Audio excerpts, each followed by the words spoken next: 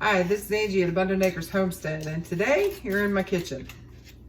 It's kind of cold and gross outside. It was actually just snowing just a little bit ago, and we all know how much I despise the snow. But one thing about cold weather is that's when all the comfort food comes out. So I'm trying to at least look for some good in it being wintertime. But today I'm going to be making chicken a la king. Let's get started cooking. Okay, so what I have is I have a whole stick of butter in the frying pan. Put a whole stick in there and I'm just melting that, and I'm going to be adding the chicken. So this is just chicken breasts, and I think it was 3 small like chicken breast, and I'm just gonna put that in there. I have it on kind of a medium high heat, and I'll just show you what I'm putting in it. Again, remember, I am not great at measuring, so just putting 2 great big teaspoons of garlic in it, because everybody loves garlic.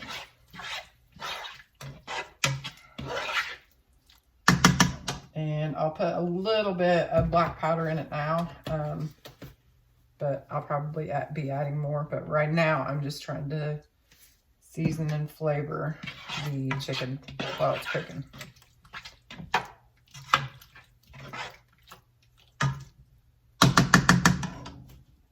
Okay, and I'm going for cooking the chicken. It doesn't have to be completely done because I'm going to simmer it later on, but I do want to get the biggest portion of it done. And you can see here,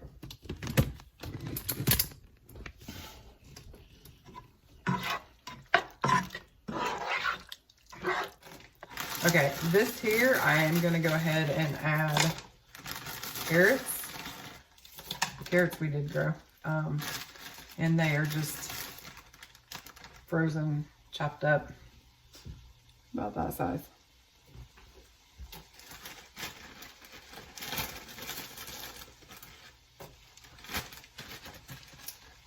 I don't know how much that is.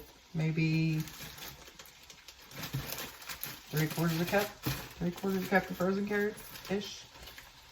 I mean, that measurement doesn't really matter because you can pretty much put in as much as you want. And the good part about it is you can kind of put about anything in here that you want to. So your favorite veggies, just go ahead and throw them in. And one of the reasons I put the carrots in early is because I like our carrots really soft, and our carrots were frozen. If you have canned carrots, obviously you don't have to add the carrots in this early. And it doesn't necessarily just have to be carrots. It can pretty much be whatever vegetable you like. So, it just happened to be that we had carrots, and I usually do put carrots in it. So, I'm going to put the lid on it. Slow it down a little bit. Turn it to a medium-low. Turn it down to a medium heat with the lid on it. And I'm just going to let it cook for a little bit, probably five minutes. I'll be back. And we're back. And take the lid off and show you what we got.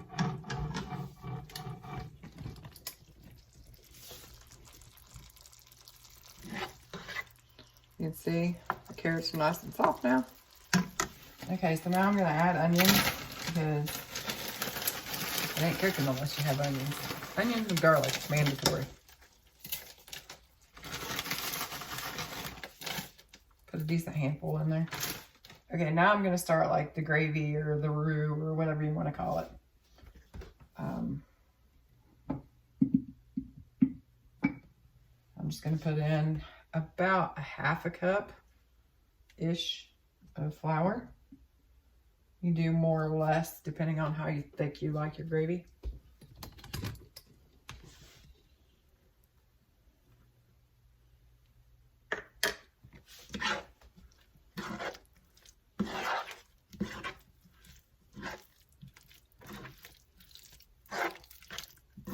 See how you want to make sure that your flour gets absorbed into all that liquid. So you don't want any white chunks left. See how it just kind of thickened everything up? Main thing I'm trying to do is get it back, the heat back up.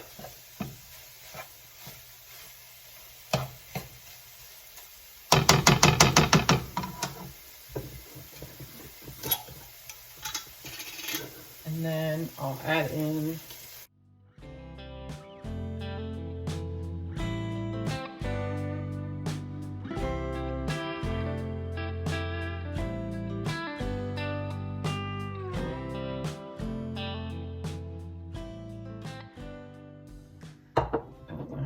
about, I'd say about 3 cups.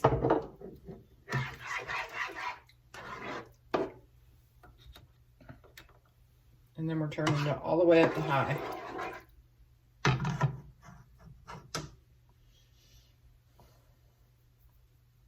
And this is also when I will add in more pepper. I like ours real peppery. And I thought I was going to use our thyme, but apparently I already used it all. So, store-bought thyme. Did about 3 pinches. 3 decent-sized pinches, though.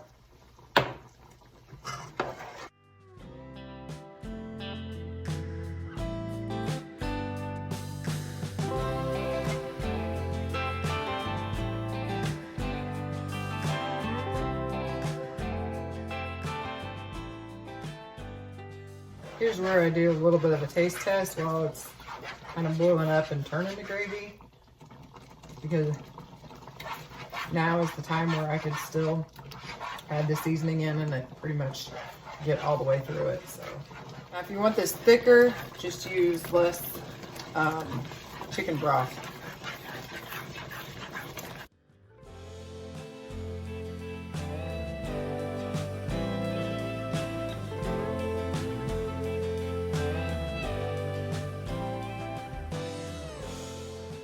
Okay, it's pretty much boiling at this point, so I'm gonna go ahead and turn it down to a medium heat right now.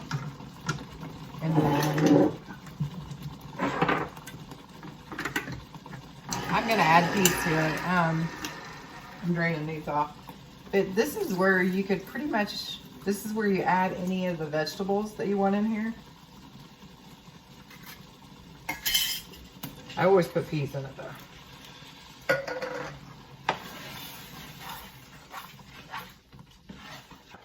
One of the reasons I love this is because you can serve it so many different ways. I know some people actually serve it just like this, but you can serve it over biscuits.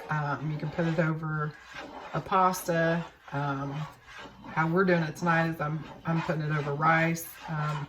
You can put it with baked potato or mashed potatoes. It could pretty much go on just about anything. So very, very versatile. Now, I will say that depending on what I'm serving this with is depending on how thick I want it. So if I was like to put this over top of biscuits, I would definitely want it to be thicker. But being as I'm doing it with rice, rice and pasta, I don't want it as thick because I want there to be enough left for the rice and pasta to absorb some of the liquid. So I'm not really going for a super thick consistency. So now what I'm going to do is I'm just putting it on as low as I can. And I'm going to go ahead and start the rice. And we'll be back. Well, while we're waiting for the rice to cook and keeping this warmed up, we're going to come back and keep stirring this. But while we're waiting, go ahead and hit the subscribe button if you haven't already.